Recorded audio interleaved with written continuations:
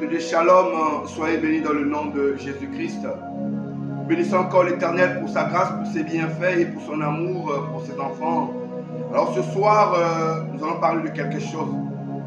Nous allons parler de Genèse chapitre 18 et 19, de la destruction de deux villes voisines, Sodome et Gomorrhe, qui est Sodomie et Gomorrha. Sodome et Gomorrhe, c'était deux villes voisines qui ne vivaient pas selon les normes de Dieu, qui ne vivaient pas en connivence de Dieu, qui ne vivaient pas dans la droiture de Dieu. Et ces deux vivaient dans la cupidité, dans le mensonge, dans la sodomie. Il y avait le mariage entre homme et homme, mariage entre femme et femme. Alors qu'est-ce qui passait en ces deux villes voisines? Alors Dieu, il y a une réunion du ciel.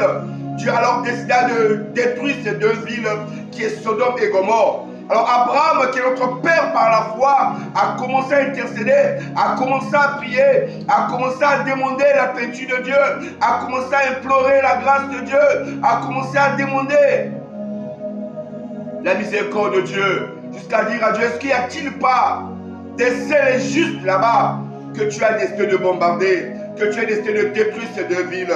Abraham a commencé à 50, a descendu à 30, et descendu à 20, et descendu à 10.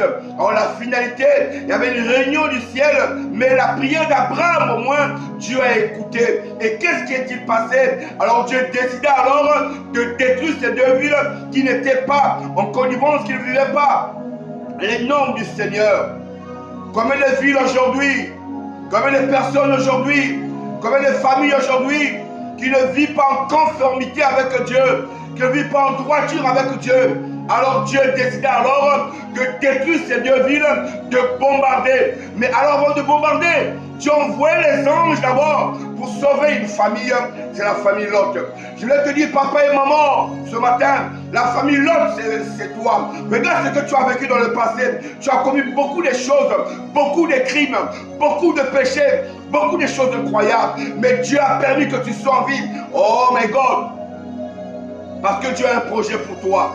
Sinon Dieu devait te bombarder comme Sodome et Gomorrhe. Mais tu es en vie. Parce que Abraham a prié. Alors aujourd'hui, Abraham, c'est ton pasteur. Abraham, c'est ton père spirituel qui prie pour toi, qui intercède pour toi, qui blanchit les nuits et jours pour toi, pour prier pour toi, pour implorer la grâce du Seigneur pour toi, la miséricorde de Dieu pour toi, malgré le péché, malgré ton mauvais comportement. Mais tu es en vie aujourd'hui parce que Dieu t'aime. Sinon, tu devais mourir comme Sodome.